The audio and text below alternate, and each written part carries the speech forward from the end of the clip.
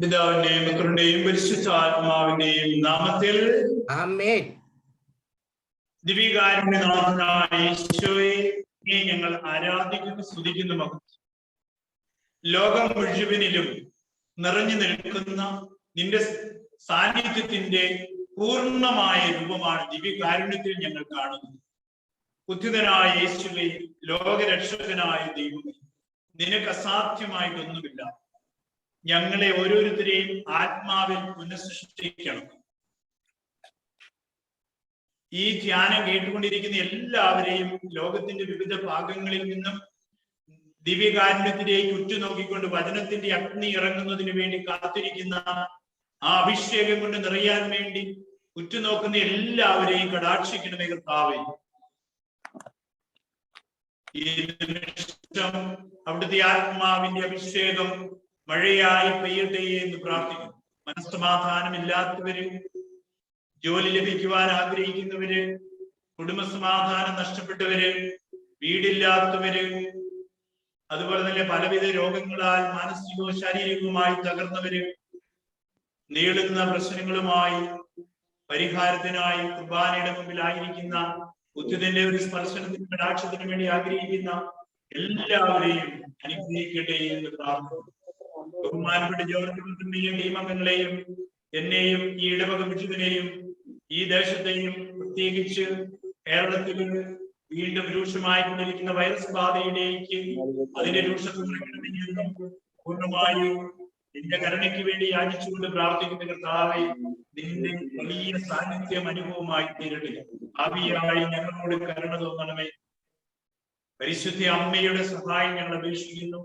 8 നോയമ്പിന് വേണ്ടി ഒരുക്കുന്ന ഞങ്ങളെ പൂർണ്ണമായിട്ട് വെട്ടിയൊരുക്കി ഒരുക്കണമേ എന്ന് പ്രാർത്ഥിക്കുന്നു. അഹങ്കാരത്തിന്റെയും ഗർവിന്റെയും പൊങ്ങച്ചത്തിന്റെയും പണപ്പെരുപ്പത്തിന്റെയും സമ്പത്തിനു വേണ്ടി പരക്കം വായുന്നതിന്റെയും വ്യഗ്രതയുടെയും മ്ലേച്ഛതയുടെയും മദ്യപാനത്തിന്റെയും മയക്കുമരുന്നിന്റെയും ഒക്കെ നടുവിൽ അതിൽ ഉൾപ്പെടുന്ന എല്ലാ സഹോദരങ്ങളെയും സമർപ്പിച്ചുകൊണ്ട് ഞങ്ങളുടെ മാനസാന്തരത്തിന് വേണ്ടി പ്രാർത്ഥിച്ചുകൊണ്ടും കർത്താവിന്റെ കരുണ കൊണ്ട് പൊതിയണമേ എന്ന് അപേക്ഷിക്കുന്നു. കർത്താവായ ക്രിസ്തു വഴി സമർപ്പിക്കുന്ന പ്രാർത്ഥന കേട്ടുള്ളേ. ആമേൻ. പ്രിയപ്പെട്ടവരെ, ഇന്ന് നിങ്ങളുടെ മുമ്പില് ദൈവവചനത്തിന്റെ ഒരു ചെറിയ തീനാളം പകരുവാൻ ആഗ്രഹിക്കുന്നത് പരിശുദ്ധാത്മാവിന്റെ ഇടപെടലിന്റെ ആ ഒരു ചൈതന്യത്തിന്റെ വെളിച്ചത്തില് ദിവ്യകാരുണ്യത്തിന്റെ മുൾപ്പടർപ്പാകുന്ന ഈ അഗ്നികുണ്ഡത്തിന്റെ സാന്നിധ്യത്തിൽ ഇരുന്നു കൊണ്ട് നിങ്ങളോട് ഞാൻ പങ്കുവയ്ക്കുവാനായിട്ട് ആഗ്രഹിക്കുന്നത് യോഹന്നാന്റെ സുവിശേഷം 15-ാം അധ്യായം 2-ാം വാക്യമാണ്. ജോൺ 15:2. ബൈബിൾ കയ്യിലുള്ളവര് ഇല്ലാത്തവരും അത് വളരെ ശ്രദ്ധയോടെ അത് മനഃപ്പാഠമാക്കേണ്ട ഒരു വചനമാണ്. അതിങ്ങനെയാണ്: എന്നാൽ ഫലം തരുന്നതിനെ കൂടുതൽ കായ്ക്കുവാനായി അവിടുന്ന് വെട്ടിയൊരുക്കുകയും ചെയ്യും. ഫലം തരുന്നതിനെ കൂടുതൽ കായ്ക്കുവാനായി അവിടുന്ന് വെട്ടിയൊരുക്കുകയും ചെയ്യും. പ്രിയപ്പെട്ടവരെ, ദൈവം ആ ദൈവികമായ എന്റെ ജീവിതത്തിലെ ദൈവിക ഇടപെടലുകൾ, ആ സാന്നിധ്യത്തിലുള്ള എന്റെ ജീവിതം എന്നിലേക്ക് എങ്ങനെയാണ് എന്റെ പ്രാർത്ഥനയ്ക്ക് ദൈവം ഉത്തരം നൽകുന്നതെന്ന് എനിക്കറിയില്ല. എന്നെ കൂടുതൽ കായ്ക്കാനായി പല സഹനങ്ങളിലൂടെ, തകർച്ചകളിലൂടെ, തെറ്റിദ്ധാരണകളിലൂടെ, മരിച്ചാൽ മതിയെന്ന് വരെ ചിന്തിക്കുന്ന അവസ്ഥയിലൂടെ എന്നെ നയിക്കുമെന്നുള്ളത് സത്യമാണ്. അതുകൊണ്ട് അമ്മ ത്രേസ്യ നിരന്തരമായിട്ട് പറയുമായിരുന്നു, എന്തിനെനിക്ക് ഇതൊക്കെ എന്ന്. ഈശോ ഒരു പ്രാവശ്യം പ്രത്യക്ഷപ്പെട്ട് ദിവ്യകാരുണ്യത്തിലൂടെ എന്നിട്ട് പറഞ്ഞു, ഞാൻ കൂടുതൽ സ്നേഹിക്കുന്നവരെ ഇങ്ങനെ വെട്ടിയൊരുക്കിക്കൊണ്ടിരിക്കുന്നു. അപ്പോൾ അമ്മ ത്രേസ്യ തിരിച്ചു പറഞ്ഞു, ഇതുകൊണ്ടാണ് നിനക്ക് വിശ്വസ്തയോടെ നിന്നെ സേവിക്കുന്നവരുടെ എണ്ണം കുറയുന്നത്. അവിടുന്ന് അരുളി ചെയ്ത് യോഹന്നാന്റെ സുവിശേഷത്തില് ഈ വചനങ്ങൾ നിങ്ങൾക്ക് വേണമെങ്കിൽ പോകാം. അവിടുന്ന് വെട്ടിയൊരുക്കല് പലതരത്തിലാണ് നടക്കുന്നത്. അതെ, എടുത്തുപയോഗിക്കാൻ വേണ്ടി ഞാൻ വളർത്തി വെച്ചിരിക്കുന്ന ഇമേജ് ദൈവത്തിന് ആവശ്യം, അത് നാം തിരിച്ചറിയും. എനിക്ക് എന്റെ കുടുംബത്തിലുള്ള ഇമേജ്, എന്റെ സൊസൈറ്റിയിൽ ഞാൻ ആഗ്രഹിക്കുന്ന വിധത്തിലുള്ള ചില ഇമേജിന്റെ ഗോപുരങ്ങൾ. ഇപ്പൊ എന്നെ സംബന്ധിച്ചപ്പോ ഇടവക ജനത്തിന്റെ മുമ്പിൽ ഒരു ഇമേജ് കൾട്ട് ചെയ്യാൻ വേണ്ടിയിട്ട് ഞാൻ ഒരു ഐക്കണായി മാറാൻ ഞാൻ പരിശ്രമിക്കാറുണ്ട്. പക്ഷേ നല്ലൊരു ഇടവക ജനത്തിന് ഫ്രാൻസിസ് പിതാവും പിതാക്കന്മാരും വിഭാവന ചെയ്യുന്ന പോലെ ഒരു പുരോഹിതനായി തീരുവാൻ ഇടവക ജനത്തിന്റെ അപ്രിസിയേഷൻ കിട്ടുന്ന ഇമേജ് ഞാൻ ഡെവലപ്പ് ചെയ്യേണ്ട. അത് ദൈവം ആഗ്രഹിക്കുന്നില്ല. അതുകൊണ്ടായിരിക്കാം ചില സമയങ്ങളിലൊക്കെ ചില തിരിച്ചടികൾ എനിക്ക് വിധേയമാകുന്നത്. ഞാൻ നന്നായിട്ട് ജീവിക്കുന്നുവെന്ന് ഞാൻ കരുതുന്ന സമയത്തൊക്കെ എന്നിലേക്ക് എന്റെ മാനസിക എന്റെ മനസ്സിനെ തകർക്കുന്ന ചില പ്രശ്നങ്ങളും പരാതികളും ഒക്കെ ഉടലെടുക്കുന്നത് ഇതെന്നെ വെട്ടിയൊരുക്കുന്നതാണ്. എന്റെ ജീവിതാനുഭവത്തിൽ ജോർജ് ബ്രദറിനൊക്കെ അറിയാം, 10-12 വർഷം ദൈവം എന്നെ വെട്ടിയൊരുക്കിയിട്ടുണ്ട്. അവിടെയൊക്കെ ഞാൻ നിരാശയുടെ സമയങ്ങൾ ഉണ്ടായിട്ടുണ്ട്. ദൈവമേ, നീ എന്തിന് എന്നെ ഇങ്ങനെ പരീക്ഷിക്കുന്നു എന്ന് ചോദിച്ചിട്ടുണ്ട്. അതുപോലെ ഗെത്സമനിയിലെ പ്രാർത്ഥനയിലേക്കാൾ ഉപരിയായി രക്തം ഉയർത്ത് പ്രാർത്ഥിച്ചിട്ടുണ്ട്. കണ്ണുനീരൊഴുക്കിയിട്ടുണ്ട്. ബലിപീഠത്തിൽ തലയടിച്ച് പ്രാർത്ഥിച്ചിട്ടുണ്ട്. നീ എന്തുകൊണ്ട് ഇങ്ങനെയൊക്കെ? പ്രിയപ്പെട്ടവരെ, ഇന്നതൊക്കെ തിരിഞ്ഞു നോക്കുമ്പോൾ മനസ്സിലാകും എന്നെ വെട്ടിയൊരുക്കിയ സമയങ്ങളാണത്. ഞാൻ കാലാകാലങ്ങളിൽ തലകൊണ്ട് പഠിച്ചെടുത്തതും ഹൃദയം മാറ്റിവെച്ചതുമായ അനുഭവങ്ങളിലൂടെയൊക്കെ ഞാൻ എനിക്ക് എന്റേതായിട്ട് ഇമേജ് ഡെവലപ്പ് ചെയ്തു വെച്ചാൽ ആ ഇമേജ് ദൈവം ഫോൾസ് ഇമേജസ് അത് തകർത്ത് തരിപ്പണമാക്കും. അതാണ് നാം തിരിച്ചറിയേണ്ടത്. നമ്മളെയൊക്കെ മനസ്സിലാക്കേണ്ടതാണ്. പ്രിയപ്പെട്ടവരെ, എന്നെ ദൈവം എടുത്തുപയോഗിക്കാൻ എന്റെ അനുവാദം കൂടാതെ എന്നെ സൃഷ്ടിച്ച ദൈവം, ഞാൻ ഡെവലപ്പ് ചെയ്യുന്ന ഇമേജ് ദൈവത്തിന് ആവശ്യമില്ല. അവിടുത്തേക്ക് എന്റെ മേലൊരു പദ്ധതിയും പ്ലാനും ഉണ്ട്. അത് ഞാൻ വിട്ടുകൊടുക്കേണ്ടതാണ്. അത് ചിലപ്പോൾ ഞാൻ വിട്ടുകൊടുക്കുന്നില്ലെങ്കിൽ ദൈവം തന്നെ ഇടപെടും. വലിയൊരു കൂടം പോലെ അത് തച്ചുടക്കി. അതാ നമുക്കറിയാം, പഴയ നിയമത്തിൽ യാക്കോബ് ഒരു ഇമേജ് ക്രിയേറ്റ് ചെയ്തിരുന്നു. ആ ഇമേജ് തച്ചുടയ്ക്കാൻ ദൈവം തന്നെ ഇടപെട്ടു. അതായത് പലതരത്തിലുള്ള ഒരു ഫോൾസ് ഇമേജ് അതേ കുടുംബത്തിൽ സൃഷ്ടിച്ചു വെച്ചാൽ അസൂയയുടെ അഹങ്കാരത്വം കൊണ്ടൊക്കെ ഒരു കാളക്കുട്ടിയെ നിർമ്മിച്ച് ജീവിച്ചിരുന്നു. പക്ഷേ അതൊരു നിമിഷം നെഗറ്റീവായി തന്നെ കടന്നു വന്നു. അവളൊന്ന് ഒളിച്ചോടേണ്ടി വന്നു. നമുക്കറിയാം, ലൂസ് എന്ന് പറയുന്ന സ്ഥലത്ത് വന്നു. അവിടെ ആ നഗരത്തിന്റെ അർത്ഥം തന്നെ മോശം. അവിടെ രാത്രി തളർന്ന് തലയുടെ കല്ലായി, അതിനൊക്കെ ഒരുപാട് അർത്ഥങ്ങളുണ്ട്. തലഭാരം അതിന്റെ അർത്ഥം എന്ന് പറഞ്ഞാല് ഫോൾസ് ഇമേജ് ഇതിന്റെ വലിയ ഭാരം ചുമക്കുന്നുണ്ടായിരുന്നു. സ്വന്തം ജീവിതത്തെ പറ്റി ദൈവത്തോട് മുഖത്തോട് മുഖം കാണാൻ നമ്മുടെ ഈ ജീവിതത്തിൽ നിർമ്മലത ആവശ്യമാണ്. നമ്മളായിരിക്കുന്ന അവസ്ഥയിൽ ഭാവികളാണ്. മറ്റുള്ളവർ എന്നെ പറ്റി നല്ലത് പറയണമെന്ന് ഞാൻ വാശി പിടിക്കണം. എനിക്ക് എല്ലാവരെയും സ്നേഹിക്കണമെന്ന് വാശി പിടിക്കണം. ഈശോയ്ക്ക് പോലും, അതായത് ഇങ്ങനെ പറയാറുണ്ട് ദൈവശാസ്ത്രജ്ഞന്മാര്, ഈശോ ഉയർത്തെഴുന്നേറ്റ് തിരിച്ചു വന്നതിനെ പറ്റി പറയുന്നത്, അതായത് അവിടുത്തേക്ക് പല കാര്യങ്ങളും ചെയ്തു തീർക്കാൻ പറ്റിയിട്ടില്ല. ചെയ്തു തീർക്കാൻ വേണ്ടിയാണ് അവിടുന്ന് ഭൂമിയിലേക്ക് വീണ്ടും വന്നത്. അല്ലെങ്കിൽ ആ വഴി പോയാൽ മതിയാണ് എന്നും പറയുന്നവരുണ്ട്. അതായത് പൂർത്തിയാക്കാത്ത പല പദ്ധതികളും ഉണ്ടായിരുന്നു. അത് പൂർത്തീകരിക്കാൻ മനുഷ്യനെ ഏൽപ്പിച്ചവരെയോ. അതായത് പ്രിയപ്പെട്ടവരെ, നമ്മുടെ കണക്കുകൂട്ടലുകളൊക്കെ പഴകി. നമുക്ക് നമ്മുടെ മക്കളെ പറ്റിയുള്ള കണക്കുകൂട്ടലുകളുണ്ട്. നിങ്ങൾ എന്നെ കേട്ടുകൊണ്ടിരിക്കുന്ന പ്രായമായവർ 50കളിൽ എത്തിയിരിക്കുന്നവരെല്ലാവരും ചിന്തിക്കുക, കൗമാരത്തിലുണ്ടായിരുന്നപ്പോൾ നിങ്ങളുടെ ഇമേജ് ഇന്നില്ല. അതെല്ലാം പൊളിഞ്ഞു. അത് ദൈവം പൊളിച്ചതാണ്. അതങ്ങനെ തന്നെ തീരുമാനിക്കും. അതായത് ദൈവത്തിന് എന്നിൽ ഒരുപാട് നന്മ എന്നിലൂടെ വരാൻ, ആ നന്മ എന്നിലൂടെ കായ്ക്കാനായിട്ട് അവിടുന്ന് വെട്ടിയൊരുക്കും. പക്ഷേ നമ്മുടെ അനുവാദം കൂടാതെ തന്നെ അത് വെട്ടിയൊരുക്കിയിരിക്കും. എന്റെ പേഴ്സണൽ ലൈഫ് അങ്ങനെയാണ് ഞാൻ. അതായത് നമ്മൾ ആരും ആഗ്രഹിക്കുന്നില്ല മാനസിക പീഡനങ്ങൾ, സമൂഹത്തിലെ തിരസ്കരണം ആരാഗ്രഹിക്കുന്നു?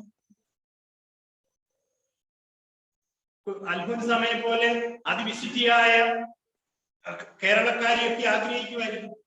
അവള് പ്രാർത്ഥിച്ചിരിക്കുകയാണ് രാവിലെ, നിന്റെ തിരുഹൃദയത്തിലെ ഒരു പൊരിയായി എന്നെ നീ എളിമപ്പെടുത്തണമേ. അങ്ങനെ ആരെങ്കിലും പ്രാർത്ഥിക്കുന്നുണ്ട്? ഞാൻ അങ്ങനെ പ്രാർത്ഥിക്കാറുണ്ട്. അതുപോലെ തന്നെയാണ് പുണ്യവതി പ്രാർത്ഥിച്ചിരുന്നു ഭരണങ്ങാനത്തെ ആ രോഗശയ്യയിൽ കിടന്നുകൊണ്ട്, എന്റെ ഈശോയെ, നിന്നെ കൂടുതൽ നിന്റെ കുരിശിനെ സ്നേഹിക്കാനായിട്ട് നിന്നും എല്ലാവിധ പ്രശസ്തിയിൽ നിന്നും എനിക്ക് വിടുതൽ കിട്ടണമേ എന്ന്. നമ്മളൊക്കെ പ്രശസ്തിക്ക് വേണ്ടി ആഗ്രഹിക്കുകയാണ്. ഞാനും നിങ്ങളും ഒക്കെ മൈക്ക് കൈ കിട്ടാൻ വേണ്ടി വട്ടം ചുറ്റുകയാണ്. കൊറോണ ആയതുകൊണ്ട് എന്തെല്ലാം പരിപാടികളാണ് നമ്മൾ നടത്തപ്പെടുന്നത് ഒന്ന് എത്തിപ്പിടിക്കാൻ വേണ്ടി. ഇതൊന്നും ചിലപ്പോൾ ദൈവത്തിന്റെ തിരുമനസ്സാണോ നമുക്ക് അറിയില്ല. അതുകൊണ്ട് നമ്മുടെയൊക്കെ കുടുംബങ്ങളിൽ ചില പോരായ്മകൾ, മക്കള് ചിലരുടെ പഠനക്കുറവ്, അല്ലെങ്കിൽ പഠിച്ചിട്ടും ജോലിയില്ല, ഇതൊക്കെ കാരണം തിരുമുമ്പാകെ ഇരുന്ന് ധ്യാനിക്കുകയും പ്രാർത്ഥിക്കുകയും ചെയ്യുമ്പോൾ മനസ്സിലാക്കണം ഒരു കാര്യം: എന്റെ കുടുംബത്തിന്റെയും എന്റെയും സമൂഹത്തിലുള്ള ഇമേജ് ദൈവം കൂടം കൊണ്ട് അടിക്കുന്ന അനുഭവങ്ങളാണ് നെഗറ്റീവായ അനുഭവങ്ങൾ എന്ന് തിരിച്ചറിയണം. അത് നാം മനസ്സിലാക്കണം. അതെ, അതായത് നമ്മുടെയൊക്കെ ജീവിതത്തില് ചിലപ്പോഴൊക്കെ ചില വ്യക്തികളെ ദൈവം എടുത്തുപയോഗിക്കാൻ കനൽ പാതയിലൂടെ ദൈവം നയിക്കും. ചില കുർബാനയിലേക്ക് തിരിച്ചു വരാൻ, ഉത്തിനെ മാറോട് ചേർത്ത് പിടിക്കാൻ, പരിശുദ്ധ അമ്മയുടെ മുമ്പിൽ നിലവിളിക്കാൻ, കുർബാനയുടെ മുമ്പിൽ വരാൻ ചില പ്രശ്നങ്ങളിലൂടെ കനൽ പാതയിലൂടെ നയിക്കും. ആ സമയത്ത് നാം തിരിച്ചറിയണം, വചനം എന്നിൽ ജീവിക്കും, ഈശോയിലേക്ക് ഞാൻ തിരിയാറായിരുന്നു. ചില അപകടങ്ങളിലൂടെ നാം കടന്നു പോകും. ഇപ്പോഴും പ്രിയപ്പെട്ടവരെ, എന്റെ ഇടവക പള്ളിയിൽ ഞാൻ തനിച്ച് 7 മണി മുതൽ 8 മണി വരെ ആരാധന നടത്തിയിരുന്നു. അത് വർഷങ്ങളായിട്ട് ഞാൻ ചെയ്യാറുണ്ട്. സെമിനാരിയിലായിരുന്നപ്പോ രാത്രി ചെയ്യുക. ഇപ്പൊ ഞാൻ ഇവിടെ വന്ന് ചെയ്തപ്പോൾ ഇവിടെ ഒരുപാട് പേര് പ്രശ്നവുമായിട്ട് എന്നെ കാണാൻ വന്നു. ഞാൻ അവരോട് പറഞ്ഞു, നിങ്ങള് എന്നെ കണ്ട് കൗൺസിലിങ്ങിനേക്കാൾ ഉപരി നിത്യ കൗൺസിലറായ ഗുരുനാഥന്റെ മുമ്പിൽ ഇരിക്കാൻ പറ്റും. ഞാൻ ദീപികാരൻ 7 മണിക്ക് എഴുന്നള്ളിച്ചപ്പോൾ ഇവര് വന്നിരുന്ന് പ്രാർത്ഥിക്കും, കണ്ണുനീരൊഴുക്കും. ഒരുപാട് അനുഭവത്തിലൂടെ ഇന്ത്യൻ ജനം മുന്നോട്ട് പോകും. പ്രിയപ്പെട്ടവരെ, വഴി തെളിക്കൽ മാത്രമേ നമുക്ക്, വെട്ടം തെളിക്കലാണ് നമ്മുടെ കടമ. വെട്ടി ഒരുക്കുന്നതൊക്കെ ദൈവമാണ്. ഫലം കായ്ക്കുവാനാ. ഏത് ഫലമാ? ഭൗതികതയുടെ ഫലമല്ല, ആത്മീയതയുടെ ഫലങ്ങൾ, വിശ്വാസത്തിന്റെ ശക്തി. അത് നാം തിരിച്ചറിയണം. നമുക്ക് ഉദാഹരണത്തിന് എടുത്താൽ പത്രോസ് തിരുവചനത്തിൽ ഒരുപാട് ഇമേജ് ക്രിയേറ്റ് ചെയ്തു. ഒന്നാമത്തെ ഇമേജ് പത്രോസ് ക്രിയേറ്റ് ചെയ്തത് നമ്മൾ ധ്യാനിക്കുകയും പ്രാർത്ഥിക്കുകയും ചെയ്യുമ്പോൾ ഇങ്ങനെയാണ് എനിക്ക് മനസ്സിലായത്: യേശുവിനേക്കാളും കുറേയേറെ പ്രായമുള്ളവനാണ്. അനുഭവ സമ്പത്തിന്റെ ചില പൊട്ടത്തരങ്ങള് ആ ഇമേജ് ചീട്ടുകൊട്ടാരം പോലെ രൂപപ്പെടുത്തിയിരുന്നു. ഒരു ഇമേജിന്റെ ഗോപുരം പേഴ്സണാലിറ്റി ഉണ്ടായി. പക്ഷേ കർത്താവ് സമയാസമയങ്ങളിൽ സ്വർഗത്തിന്റെ താക്കോലും എന്റെ പിൻഗാമിയുമായി തിരഞ്ഞെടുക്കുന്നവനെ ഞാൻ എങ്ങനെ തച്ചുടയ്ക്കണമെന്ന് അനാദികാലം മുതലേ തമ്പുരാൻ പ്ലാൻ ചെയ്തിരുന്നു. അതുകൊണ്ടാണ് അവിടുന്ന് പത്രോസിനോട് അദ്ദേഹത്തിന്റെ ഇമേജ് പോകാൻ കർത്താവ് പല പ്രാവശ്യം താക്കീതിരുന്നു. സാത്താനെ ദൂരെ പോകുന്നത്. അതുപോലെ തന്നെ പത്രോസ് പ്രൊഫഷണൽ മുക്കുവനായി. പക്ഷേ ഇമേജ് ക്രിയേറ്റ് ചെയ്ത് വെച്ചിട്ടുണ്ട്, ഞാൻ പ്രൊഫഷണൽ കാര്യമാണ്. നമ്മുടെയൊക്കെ ജീവിതത്തിൽ അങ്ങനെയാണ്. പക്ഷേ വലതുവശത്ത് വലയെറിയാതെ ഒരു പൂഞ്ഞാനെ പോലും കിട്ടില്ല എന്ന്, ചെറുമീൻ പോലും നിന്റെ വലയിൽ കുടുങ്ങില്ല എന്ന് ഗുരുനാഥൻ അറിയാമായിരുന്നു, അതിനാഥൻ അറിയാമായിരുന്നു, പ്രപഞ്ച സൃഷ്ടാവായ അവിടത്തേക്ക് അറിയാമായിരുന്നു. ഇമേജ് അവിടെ തകർത്തടിച്ചു. എല്ലാം അറിയാമെനിക്കുന്നുള്ള അവബോധം, അത് തെറ്റായ ഒരു അവബോധം. ചിലരൊക്കെ കമ്മ്യൂണിസത്തിലും മറ്റ് പ്രത്യയ ശാസ്ത്രത്തിലും ഒക്കെ കയറുന്നവർക്കുള്ള വലിയൊരു ദൂഷ്യവശമുണ്ട്: ദൈവമില്ലാതെ എനിക്ക് ജീവിക്കാം. അതൊക്കെ വെറും പൊട്ടത്തരമാണ്. പ്രത്യേകിച്ച് ഈ കാലഘട്ടത്തിൽ ദൈവത്തെ കൂടാതെ ഒരു ശ്വാസം പോലും നമുക്ക് വിടാൻ പറ്റില്ല. We cannot breathe in and breathe out. എന്റെ ഒരടി പോലും എനിക്ക് വെക്കാൻ പറ്റില്ല. നമ്മൾ മാസ്ക് ഒക്കെ എത്ര ധരിച്ച് നടന്നാലും ശരി, നമ്മളുടെ സമയമൊക്കെ എണ്ണപ്പെട്ടിരുന്നു. അതുകൊണ്ട് ദിവ്യകാരുണ്യമാകുന്ന ഉൾപ്പടർപ്പിന്റെ അഗ്നി ഉണ്ടാവും. അത് ഞാൻ ആകുന്നവനാകുന്നുവെന്ന് പഴയ നിയമത്തിലെ പ്രഖ്യാപനം ഇത് സൃഷ്ടിപരമായി ഇവിടെ അധിഷ്ഠിതമാണ്. അവിടുന്ന് പറഞ്ഞു, അയാം ഹു അയാം, അതിന്റെ തർജ്ജിമ ഞാൻ ആകുന്നവനാകുന്നു, യാഹ്വേ.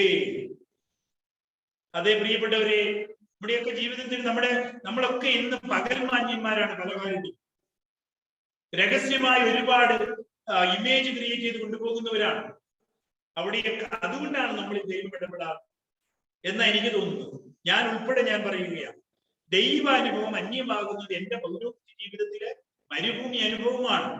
അതിന് എന്നിൽ ചില പാപത്തിന്റെ ബന്ധനങ്ങൾ ഉണ്ടാകും. ഞാൻ മറ്റുള്ളവരുടെ മുമ്പിൽ ക്രിയേറ്റ് ചെയ്തിരിക്കുന്ന രഹസ്യ ഇമേജ് ഉണ്ടാകും. എന്റെ സ്വാർത്ഥ താല്പര്യങ്ങൾ, ദാരിദ്ര്യമില്ലാത്ത ജീവിതമാകാം. അതുപോലെ തന്നെ പല പ്രശസ്തിയോടും പ്രതാപത്തിനോടുമുള്ള അമിതമായ ആവേശമാണ്. പ്രിയപ്പെട്ടവരെ, ഇതൊക്കെ എന്റെ ജീവിതത്തിലെ ഫോൾസ് ഇമേജ് ആണ്. ഈ ഇമേജ് ദൈവത്തിന് ആവശ്യമില്ല. എന്നെ സൃഷ്ടിച്ച ദൈവത്തിന് എന്നെ പറ്റി കറക്റ്റായ ഒരു ബോധ്യം. ഞാൻ എന്തായിരിക്കുന്നുവോ അതാണ് ദൈവം. അതാണ് ദൈവത്തിന് ആവശ്യം. നമുക്ക് അതുപോലെ തന്നെ പ്രിയപ്പെട്ടവരെ, ചെവി ഛേദിച്ചു കളഞ്ഞ് ഞാൻ വലിയ കഴിവുള്ളവനാണെന്ന് പത്രോസ് കാണിച്ചപ്പോ ആ ചെവി തുന്നി പിടിച്ചു കൊടുക്കുക. അവിടെ കർത്താവ് ഈ തകിടം മറിക്കുകയാണ്. അതുപോലെ പറഞ്ഞു, ഞാൻ നിന്നെ ഒരിക്കലും ഉപേക്ഷിക്കില്ല. അത് വീമ്പളക്കലാണ്. പക്ഷേ കർത്താവ് പറഞ്ഞു, നീ എന്നെ ഒരു സ്ത്രീയുടെ മുമ്പിൽ പരിചാരികയുടെ മുമ്പിൽ നീ എന്നെ തള്ളിപ്പറയുന്നു. കേട്ടോ, കർത്താവ് ഇങ്ങനെ ആ ഇമേജ്, ഇങ്ങനെ ഫോൾസ് ഇമേജസ് ആണിത്. നമ്മെ പറ്റി തന്നെയുള്ള ചില ഫോൾസ് ഇമേജസ്. ദൈവാനുഭവം ഉണ്ടാവില്ല, എന്റെ ജീവിതത്തിൽ മനുഷ്യത്വം ഉണ്ടാവില്ല. ഇതാണ് ദൈവത്വവും മനുഷ്യത്വവും ഒരു പരിധി വരെ ഒരുമിച്ച് സംഗമിക്കുന്നതായിത്തീരണം നല്ല വ്യക്തിത്വങ്ങൾ. അത് കുടുംബത്തിലും അങ്ങനെയാണ്. മക്കളുടെ മുമ്പിൽ ഫോൾസ് ഇമേജ് കാണിച്ചു പിടിക്കും.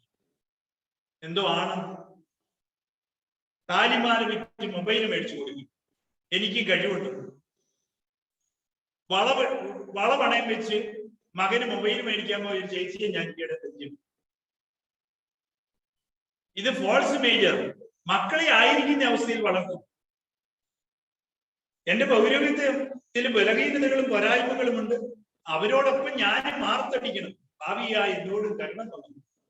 ആർട്സിലെ അവിശുദ്ധനെ പോലെ, അല്ലെങ്കിൽ ദേവരവർമ്മ കുഞ്ഞച്ചൻ ഒരു നല്ല വൈദികൻ, രണ്ടാമത്തെ വാഴ്ത്തപ്പെട്ടവനാണ്, വൈദികരുടെ മധ്യസ്ഥനാണ്. അദ്ദേഹം എന്താ ചെയ്തേ? അദ്ദേഹത്തിന് ക്ഷയരോഗമുണ്ട്. എല്ലാവരും ഉപേക്ഷിക്കപ്പെട്ടു. പക്ഷെ അദ്ദേഹം ശാന്തമായി അമ്മയുടെ മുമ്പിൽ മുട്ടുകുത്തി പ്രാർത്ഥിച്ചു, അമ്മേ, എന്നെയും നിന്റെ ഉപകരണമാക്കി മാനസാന്തരത്തിലേക്ക് ജനതയായി. ഫോൾസ് ഇമേജ് അദ്ദേഹത്തിന് വേണമെങ്കിൽ വേറെ രീതിയിലും ജീവിക്കാം. നമ്മുടെ എല്ലാവരുടെയും ജീവിതത്തിലാണ് ഫോൾസ് ഇമേജ് തച്ചുടച്ച് ദൈവത്തിന് ഇഷ്ടപ്പെട്ട ദൈവിക കാരുണ്യത്തിന്റെ ഇമേജ് ഡെവലപ്പ് ചെയ്യാൻ ചില രോഗങ്ങളിലൂടെ കടത്തിവിടാമെന്നേ. കിടപ്പ് രോഗികൾ എത്ര പേര് ദൈവാനുഭവത്തിന്റെ കുർബാനകളായി ജീവിക്കുന്നു. അതുകൊണ്ട് പ്രിയപ്പെട്ടവരെ, വെട്ടിയൊരുക്കലിന്റെ ആത്മീയതയ്ക്കും പരിശ്രമിക്കുമല്ല, അതിന്റെ ജീവിതത്തിലേക്ക് ദൈവം അയച്ചുകൊണ്ടിരിക്കും. അതെ, തനിച്ച് പ്രാർത്ഥനയിലേക്ക് മാറുന്ന ചില യുവജനങ്ങളെ ഞാൻ കണ്ടു. കാരണം അവർ തിരിച്ചറിഞ്ഞു, എന്റെ പോക്ക് ശരിയല്ല, ഇമേജ് തെറ്റി. ചിലർക്ക് ചില പ്രായത്തിൽ കൂട്ടുകാരാണ് ദൈവം. അതെ, അവര് പറയുന്നതാണ് പ്രമാണം. അതൊരു ഫോൾസ് ഇമേജ് ആണ്. എനിക്ക് എന്റേതായ ഒരു വ്യക്തിത്വം. ചില സമയങ്ങളിൽ മദ്യമാണ് എന്റെ നിയന്ത പൊട്ടത്തരം. കുടുംബവും വ്യക്തിത്വവും മറ്റുള്ളവരുടെ മുമ്പിലുള്ള എന്റെ കുടുംബ ചരിത്രം പോലും നഷ്ടം. മക്കളുടെ മുമ്പിൽ ഞാൻ വെറും ശൂന്യമാണ്. അതാണ് പ്രിയപ്പെട്ടവരെ, സ്വന്തമായ ഒരു ദൈവീക മാനുഷിക ഇമേജ് ഡെവലപ്പ് ചെയ്ത് തിരുമുമ്പാകെ സമർപ്പിച്ച് ജീവിക്കാനുള്ള കൃപയ്ക്ക് വേണ്ടി നമുക്ക് പ്രാർത്ഥിക്കാം. അതെ, പത്രോസിന്റെ വിശുദ്ധമായ ഇമേജ്, ഒരു ഒറിജിനൽ വ്യക്തിത്വം പത്രോസിന് രൂപപ്പെട്ടപ്പോഴാണ്, ആത്മാവ് വന്നപ്പോഴാണ്. മറ്റുള്ളവരുടെ മുമ്പിൽ ഞാൻ കേമനാണെന്ന് കാണിക്കുകയും ഗുരുനാഥനെ ഉപേക്ഷിച്ച് ഒളിച്ചു പോകുകയും ചെയ്ത ആ ആദ്യത്തെ മാർപ്പാപ്പ രൂപാന്തരീകരണത്തിന്റെ വഴികളിലൂടെ സഞ്ചാരപാതയിലൂടെ നടന്നു നീങ്ങിയത് ആത്മാവിന്റെ അഗ്നികുണ്ഡത്തിലാണെന്ന് തിരിച്ചറിയാൻ പറ്റണം. ദൈവത്തിന്റെ ആത്മാവ് എപ്പോഴാണോ എന്നില്, എന്റെ മനസ്സിലും എന്റെ വ്യക്തിത്വത്തിലും കൊടുങ്കാറ്റ് പോലെ ആഞ്ഞടിച്ച് എന്നെ രൂപാന്തരപ്പെടുത്തുന്നത്, ആ സമയത്ത് പത്രോസിനെ പോലെ ധൈര്യം പ്രാപിച്ചുകൊണ്ട് പറയാൻ പറ്റും, എനിക്ക് എന്റെ കീശയിൽ ഒന്നുമില്ല, നിന്നോട് പറയാനുള്ളത് യേശു നാമത്തിൽ നീ ഏറ്റുപോകാൻ. പക്ഷേ രാത്രിയിൽ പരിചാരികയോട് പറഞ്ഞു ഞാൻ അവനെ അറിയില്ലെന്ന് പറഞ്ഞ മനുഷ്യൻ ഏതാനും ആഴ്ചകൾക്ക് ശേഷം പറഞ്ഞു, നീ ആ വ്യക്തിത്വത്തിന്റെ നാമത്തിൽ നീ എഴുന്നേറ്റ് പോകും, എനിക്കൊരു കഴിവുമില്ലെന്ന് പറഞ്ഞു. ഇതിനെ വിളിക്കുന്ന പേരാണ് ട്രാൻസ്ഫോർമേഷൻ, ട്രാൻസിഷൻ, അല്ലെങ്കിൽ മാനസാന്തരം, അല്ലെങ്കിൽ വീണ്ടും ജനനം. ബൈബിൾ അധിഷ്ഠിതമായി കഥാ പറഞ്ഞില്ല വീണ്ടും ജനിക്കുക. ഞാൻ പറയുകയാണെങ്കിൽ അതിനെ വ്യാഖ്യാനിച്ചിട്ട് ഒരു ട്രൂ ഇമേജിൽ ജീവിക്കുന്നതിനെയാണ് ഒരു വീണ്ടും ജനനം എന്ന് പറയുന്നത്. അങ്ങനെ വേണം നമുക്ക് വിളിക്കാവൂ. ഈ വീണ്ടും ജനനം നമുക്ക് ആവശ്യമാണ് എന്ന് പറഞ്ഞാല് ഒരു കല്ലേറിന് ദൂരം പോയി ഗുരുവിനോടൊപ്പം ജീവിക്കുക, സത്യസന്ധത, നന്മ, അതുപോലെ പരസ്നേഹം, അതുപോലെ തീക്ഷ്ണമായ പ്രാർത്ഥന, പാടുള്ള പരോപകാര പ്രവർത്തികൾ, ദശാംശം കൊടുക്കൽ, ഇങ്ങനെയൊക്കെയുള്ള കാര്യങ്ങളിലേക്ക് വലതുവശം നോക്കി വലയെറിയണം. അപ്പൊ നമ്മളിൽ രൂപം പെടും. യോഹന്നാൻ പറഞ്ഞില്ല ഇത് കർത്താവാണ്. അത് യോഹന്നാൻ നേടിയെടുത്ത ഇമേജ് ആണ്. പണ്ട് യോഹന്നാൻ ഈശോയോട് പറഞ്ഞ എന്റെ ചേട്ടനും അനിയനും പ്രധാനമന്ത്രിമാരാകണമെന്നാണ്, ചാൻസലർ ആകണമെന്നൊക്കെ പറഞ്ഞു. എന്ന് പറഞ്ഞാൽ അപ്പുറത്തും ഇപ്പുറത്തും ഇരിക്കണം. ഇതിന്റെ രാജ്യത്ത് ഫോൾസ് ഇമേജ് ഉണ്ടായിരുന്നവർ, ചില തെറ്റായ ധാരണകൾക്ക് വിളിക്കുന്ന പേരാണ്. നമുക്ക് ചില ഐഡിയോളജിയിൽ തെറ്റുണ്ട്, നമ്മൾ ചില കടുംപിടുത്തങ്ങൾ, ഇമേജ് ഉണ്ട് നമുക്ക്. ചില കുടുംബങ്ങളിൽ ചില പ്രായമായവർ ഭയങ്കര കടുംപിടുത്തക്കാരാണ്. അത് ഫോൾസ് ഇമേജ്. ഞാൻ എന്തോ ആണ്, ഈ കുടുംബം ഇങ്ങനെ പടുതീർത്തി എന്റെ കയ്യിലൂടെ കൊണ്ടുപോകുന്ന ഒരു പൊട്ടത്തരമായ ധാരണയാണ്. എല്ലാം ദൈവമാണ് നമുക്ക്. നിങ്ങൾ എല്ലാ കാര്യത്തിലും ഈശോയെ വിളിച്ചു നോക്കി. കൊച്ചുരുസിയായ പോലെ അവളൊക്കെ ചോറിടുമ്പോഴും പറഞ്ഞിരുന്നു എനിക്ക് നല്ല കഞ്ഞി കിട്ടണേ, എനിക്ക് നല്ല കറി കിട്ടണേ, എന്റെ പൂ നന്നായിട്ട് വിടരണേ, എന്റെ സെല്ലിന്റെ മുകളിൽ ഇന്ന് രാത്രി മഴ പെയ്യിക്കണേ. ചെറിയ ചെറിയ കാര്യങ്ങൾ പോലും കൂടെ നടക്കുന്ന ഒരു ഈശോ ഉണ്ട് നമുക്ക്. അമ്മയെ പോലെ, പെങ്ങളെ പോലെ, ആങ്ങളയെ പോലെ, സ്നേഹമുള്ള ഭർത്താവിനെ പോലെ, ഭാര്യയെ പോലെ, കൂട്ടുകാർ, സുഹൃത്തുക്കളെ പോലെ, നല്ല സുഹൃത്തുക്കളെ പോലെ അദൃശ്യമായ ഒരു ബലമായി ഉത്തിതൻ കൂടെയുണ്ട്. ആ ഉത്തിതനോട് എന്റെ ഫോൾസ് ഇമേജ് മാറ്റി ട്രൂ ഇമേജ് ആത്മാവിൽ നിറഞ്ഞു ജീവിക്കാൻ കൃപ തരണമേ എന്ന് നമുക്ക് പ്രാർത്ഥിക്കാൻ പറ്റണം. അതാണ് നമുക്ക് ഇന്ന് ആവശ്യം. പ്രിയപ്പെട്ടവരെ, ഈ വെട്ടിയൊരുക്കലിന്റെ ആത്മീയതയും പാഴാകലിന്റെ ആത്മീയതയും ഒക്കെ പറയുന്നത് ഇതാണ്. അതെ, എന്റെ അനുഷ്ഠാനങ്ങൾ എന്നെ നയിക്കേണ്ടത് അതാണ്. ഞാൻ കൈവിരിച്ചു പിടിച്ച് എത്ര ജപമാല ചൊല്ലിയാലും അതിലുപരിയായ ഒരു ആത്മ അവബോധം എനിക്കുണ്ടാകണം. ദൈവമേ, എന്തുകൊണ്ടാണ് എല്ലാവരും എന്നെ ഇഷ്ടപ്പെടാറ്? ചിലരൊന്നും എന്റെ സാന്നിധ്യം ചിലർ ഇഷ്ടപ്പെടുന്നില്ല. കാരണം എന്റെ അഹങ്കാരമാണ്. ഞാൻ എന്നെ പറ്റി തന്നെ എപ്പോഴും പറഞ്ഞുകൊണ്ടിരിക്കുന്നു. ഇതൊക്കെ എന്റെ ഫോൾസ് ഇമേജ് ആണ്. എനിക്കൊരു ട്രൂ ഇമേജ് ഉണ്ടാവും. അതിനുവേണ്ടി ഞാൻ പ്രാർത്ഥിക്കണം. അത് കണ്ണാടി പോലെ ഇവിടെ നിൽക്കുന്ന ഒരു ദിവ്യമായ ഈ അപ്പം എന്റെ ആത്മീയതയുടെ കണ്ണാടിയാണ്. ഇതിലേക്ക് നോക്കി എന്റെ ഫോൾസ് ഇമേജ് ശാന്തമായിരിക്കുമ്പോൾ എനിക്ക് വരും എന്റെ അഹങ്കാരം, എന്റെ ദ്രവ്യാഗ്രഹം, ജഡിക പാപങ്ങൾ, അതുപോലെ തന്നെ എന്റെ നേടാൻ പറ്റാത്ത വിധമുള്ള അമിതമായ സ്വപ്നങ്ങൾ. സ്വപ്നം നല്ലതാണ്, പക്ഷേ അതൊക്കെ ദൈവത്തിന് മുമ്പാകെയുള്ള സ്വപ്നമായി തീരണം. ദൈവത്തിന് കൊടുക്കണം. ജോസഫിനെ പോലെ ജോസഫിന്റെ എല്ലാ ഇമേജും തകർത്തറിഞ്ഞു. അതെ, എന്നിട്ടാണ് പ്രൈം മിനിസ്റ്റർ ആക്കിയത്. പ്രിയപ്പെട്ടവരെ, ദൈവത്തിന്റെ മുമ്പിലെ പ്രൈം മിനിസ്റ്റർ ആകാൻ പറ്റില്ല. ദൈവം എന്നെ ഉപയോഗിക്കാൻ പറ്റും. അതിനുവേണ്ടി നമുക്ക് പ്രാർത്ഥിക്കാം. എല്ലാം തിരുമുമ്പാകെ അർപ്പിച്ചുകൊണ്ട് ഒരു നിമിഷം നമുക്ക് ഇങ്ങനെ പ്രാർത്ഥിക്കാം.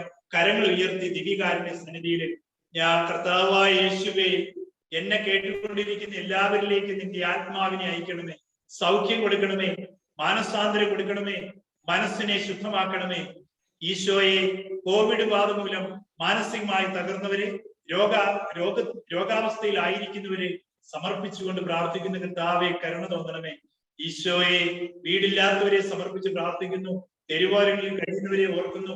അനാഥാലയങ്ങളിൽ അന്തി ഉറങ്ങുന്നവരെ, മക്കളാൽ ഉപേക്ഷിക്കപ്പെട്ട മാതാപിതാക്കളെ ഉരുവരിച്ച് ഒരമ്മ ഒരു വയോധികയിൽ നാം ഏപ്രിൽ വായിച്ചില്ലേ, അവർക്ക് വേണ്ടി പ്രാർത്ഥിക്കുന്നു.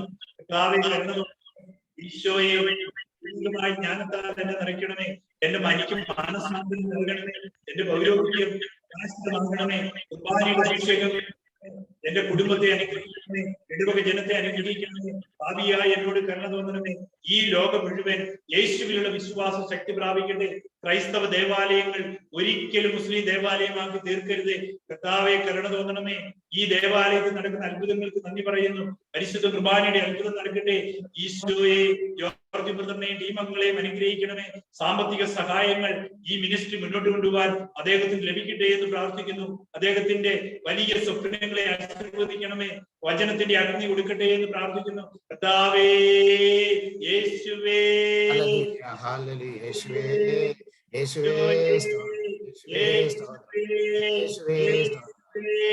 ഈശോയേ. പരിശുദ്ധ പരമദിവ്യകാരുണ്യത്തിന് നേരവും ആരാധനയും സ്തുതിയും പുകഴ്ചയും ഉണ്ടായിരിക്കട്ടെ. പരമദിവ്യകാരുണ്യത്തിന് നേരവും ആരാധനയും സ്തുതിയും പുകഴ്ചയും ഉണ്ടായിരിക്കട്ടെ. പരിശുദ്ധ പരമദിവ്യകാരുണ്യത്തിന് നേരവും ആരാധനയും സ്തുതിയും പുകഴ്ചയും ഉണ്ടായിരിക്കട്ടെ. പരിശുദ്ധ കുർബാനയുടെ ആശീർവാദം നമുക്കിപ്പോൾ സ്വീകരിക്കുക. എല്ലാവരും കുമ്പിട്ട് കർത്താവിനെ മനസ്സിലും ഹൃദയത്തിലും എന്റെ നെഗറ്റീവായ എനർജിയിലും ഫോൾസ് ഇമേജിലേക്ക് അരിച്ചിറങ്ങാൻ ഗോഡ് എൻഡേഴ്സ് ടു ബ്രീച്ച്. അതെ, ആ ഒരു അവസ്ഥ നമുക്കുണ്ടാകും. കർത്താവിന്റെ ശക്തി ഒഴുകട്ടെ ഈ നിമിഷം. ഈ ലോകം മുഴുവനിലും തിന്മയുടെ ശക്തികളിലും തീവ്രവാദങ്ങളിലും അഫ്ഗാനിസ്ഥാന് വേണ്ടിയൊക്കെ നമുക്ക് പ്രാർത്ഥിക്കാം. കർത്താവേ, കർത്താവേ